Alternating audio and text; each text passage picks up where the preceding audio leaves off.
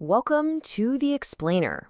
Today, we're going to deconstruct something pretty wild, an experimental AI that was built to do one thing: rewrite one of the most famous and divisive trials in modern history. It all kicks off with this really provocative question, a question that sits at the very heart of an AI system called the jurisprudence engine.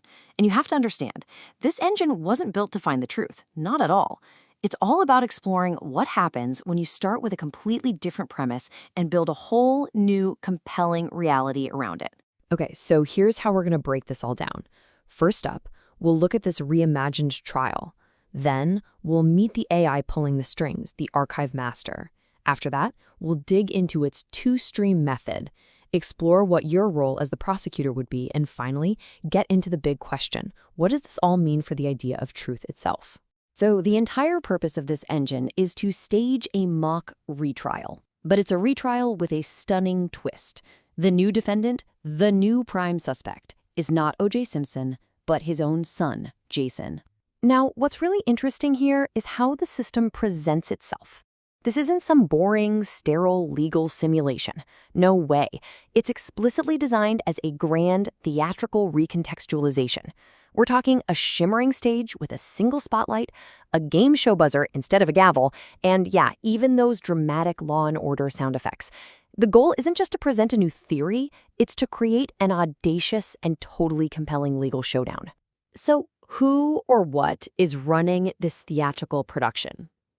Well, at the center of the engine is an AI with a very specific, kinda imposing title: the Archive Master. It's the one and only source of information for this entire new reality. The Archive Master's core function is probably not what you'd expect from a legal AI. See, it's not programmed to find facts or determine guilt. Its primary job is to perform what it calls recontextualization, which is basically taking existing information and reframing it to build a new, really compelling narrative. And the AI's core directive, stated right here, is what makes this so different. It's not bound by rules of evidence or burdens of proof. Instead, its mandates for factual accuracy are suspended, all in favor of creating a more entertaining truth.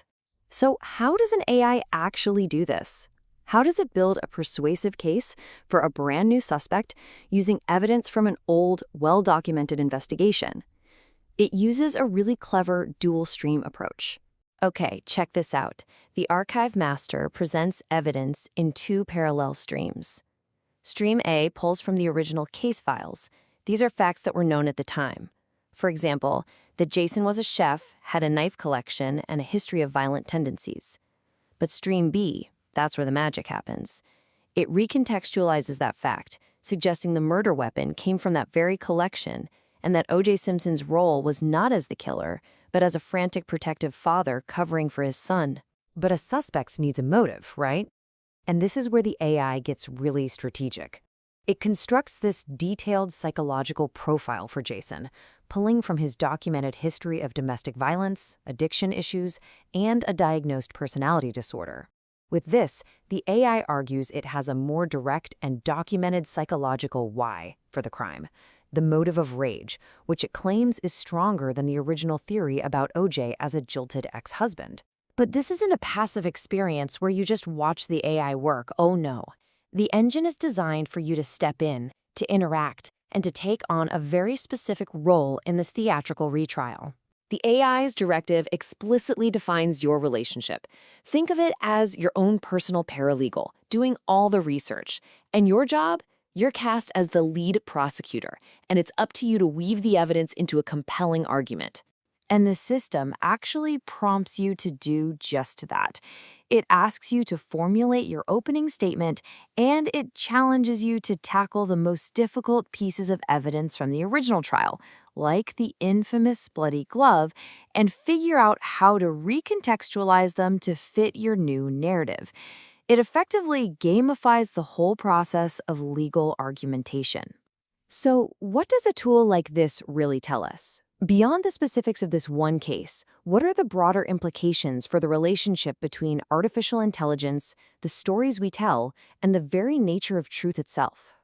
Ultimately, this whole experiment demonstrates a powerful and, frankly, potentially unsettling capability of AI. It shows that AI can be an incredible partner in building persuasive, coherent narratives that are completely untethered from their factual basis. The goal here is persuasion and engagement, not the verification of objective reality. And this leaves us with a final, vital question to think about.